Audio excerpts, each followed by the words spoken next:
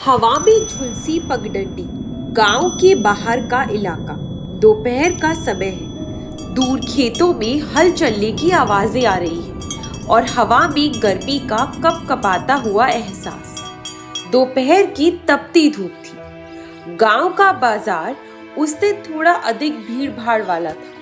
पंडित चंद्रशेखर अपने झोले में कुछ जरूरी सामान भरकर लौट रहे थे।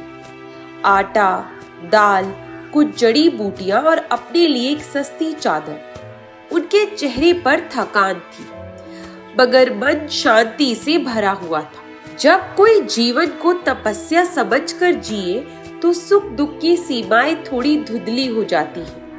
मगर उस दिन कुछ ऐसा हुआ जिसने पंडित की जीवन की राह ही बदल दी। अचानक दूर से किसी बच्चे के रोने की आवाज आती है।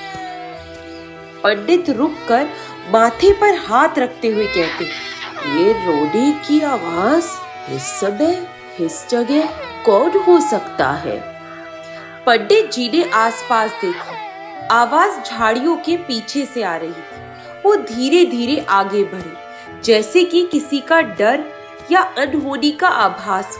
और तभी उन्हें दिखा एक छोटा बच्चा, मिट्टी में लिपटा, आंखों में आंसू, शरीर पर कोई कपड़ा भी ठीक से नहीं। हे ईश्वर, ये किसका बच्चा है? कौन छोड़ सकता है अपने जिगर के टुकड़े को इस हालत में? पंडित बच्चे के पास बैठते हैं, उसे धीरे से गोद में उठाते हैं। बच्चा धीरे धीरे रोते हुए कहता है, माँ। उस एक शब्द ने जैसे पंडित चंद्रशेखर की आत्मा को झकझोर दिया। उन्होंने कभी विवाह नहीं किया था, कभी परिवार की इच्छा भी नहीं की थी। उनका जीवन सेवा और साधना में ही बीत रहा था। मगर इस मासूम चेहरे में उन्हें कुछ दिखा, एक पुकार, एक भरोसा, एक उत्तरदायित्व। मैं क्या करूं? इसे ऐसे छोड़ दूं? कौन जिम्मेदारी लेगा इसका? मैं, पर मेरे पास खुद के लिए कुछ नहीं। कभी कभी तो मुझे भूखा सोना पड़ता है। थोड़ी देर तक चुपचाप उसे गोद में लिए बैठे रहते हैं, फिर धीरे से कहते हैं, पर अगर आज मैं इसे छोड़ दूं तो फिर पंडित होने का क्या अर्थ? फिर क्या अंतर रह जाएगा मुझ में और किसी पाषाण हृदय में? मन का युद्ध समाप्त हुआ। मानवता ने जीत ली थी। पंडित ने अपने अंगोछे से बच्चे का चेहरा साफ किया, उसे अपनी गोद में कसकर पकड़ा और उठ खड़े हुए। चल बेटा, आज से तू अकेला नहीं है, तेरा सहारा बनूंगा मैं। सूरज धीरे धीरे पश्चिम की ओर झुक रहा है। पंडित की छाया लंबी हो रही है। एक साधु, एक सेवक और अब एक पिता की छाया। गांव की उस तपती पगडंडी पर, जहां हर कोई अपने अपने काम में व्यस्त था, वहां एक पंडित और एक अनाथ के बीच जीवन का सबसे सुंदर संबंध जन्म ले रहा था। बिना शर्त, बिना पहचान, केवल करुणा से जुड़ा। गांव का सबसे बड़ा और पुराना महल, पत्थरों की दीवारों और ऊंचे दरवाजों से घिरा हुआ। भीतर एक बड़ा आंगन जिसमें फूलों की क्यारियां हैं और फव्वारे के पास जमींदार भूपति राय और उसकी पत्नी सौम्या बैठे हैं। जमींदार भूपति रॉय, एक ऐसा नाम जिसे गांव में कोई अनदेखा नहीं कर सकता था। शानो शौकत से भरा जीवन, हर बात में रुतबा, हर आदेश पर सैकड़ों लोग तत्पर। मगर इस वैभव के पीछे एक ऐसा दर्द छिपा था जिसे कोई समझ नहीं सकता। संतानहीनता। जमींदार आंगन में टहलते हुए उदास दिखाई दे रहे हैं और वो धीरे से खुद से कहते, इतनी दौलत, इतना सब कुछ है मेरे पास, लेकिन एक बच्चा नहीं जो मुझे बाबा कहे। जमींदारिन सौम्या सांत्वना देते हुए कहती है, भूपति, हमने सब किया, डॉक्टर, तांत्रिक, तीर्थ, हर जगह गए, शायद नियति को कुछ और ही मंजूर है। सौम्या की आवाज में करुणा थी, लेकिन उसमें थकान भी थी। इस दुख ने उसे भीतर से खोखला कर दिया था। तभी महल का नौकर आकर झुककर खड़ा होता है। हुजूर, एक बात बतानी थी। गांव में चर्चा है कि पंडित चंद्रशेखर के घर एक बच्चा है।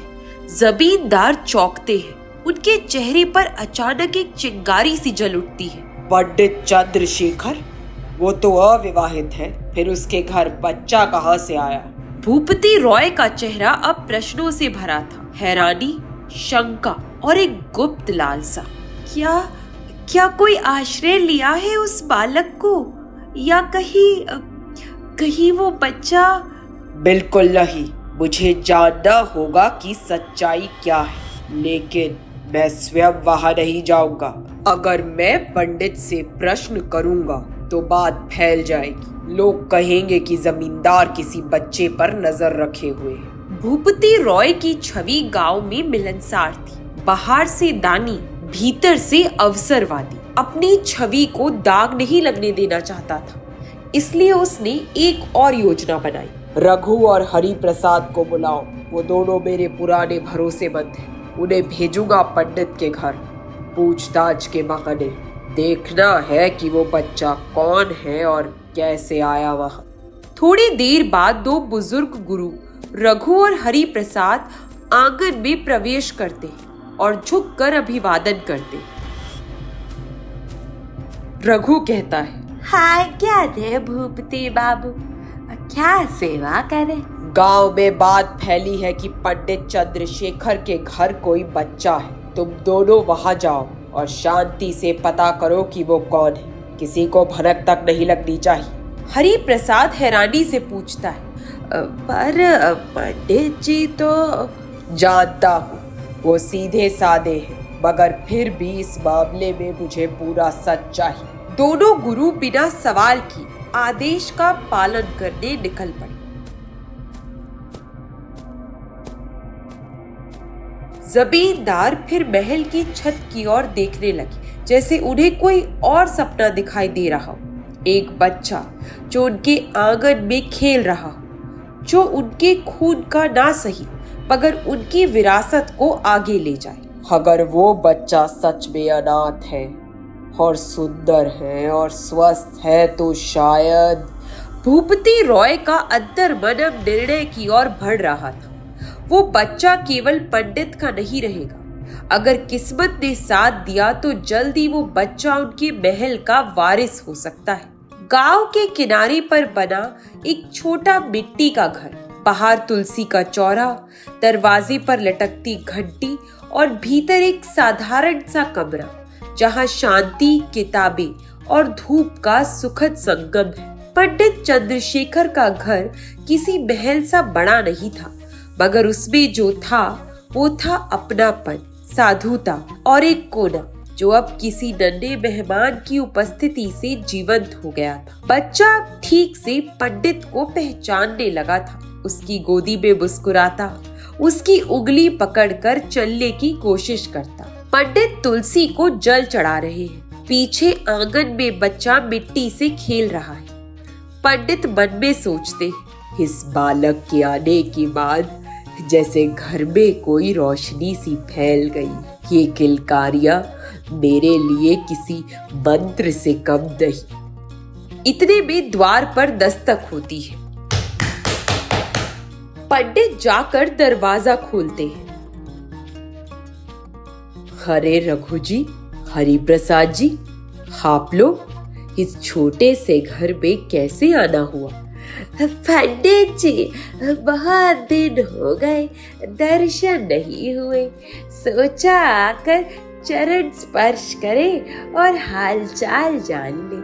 हरि प्रसाद ने नजर गड़ाकर घर के भीतर झांकते हुए कहा, और सुना है अब घर में कोई नया मेहमान भी है।